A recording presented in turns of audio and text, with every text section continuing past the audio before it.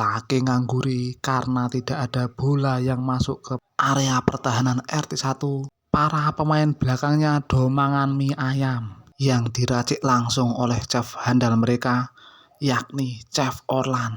Sungguh tontonan yang sangat menggiurkan. Wow, kembali kita lihat ke lapangan sisi sebelah timur. Apa yang terjadi, Bung? Sebuah gol bekil dari Telo dengan tutup mata. Sangat sepele, sangat sepele.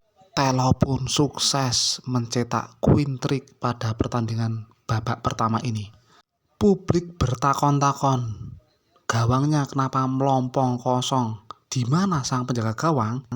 Usut punya usut, ternyata sang kiper juga ngeleh karena serangan bertubi-tubi dari tim lawan. Sehingga sekarang ia nimbrung makan mie ayam bareng dengan tim lawan. Coach Paru pun emosi karena timnya tidak bisa menahan gempuran tim lawan.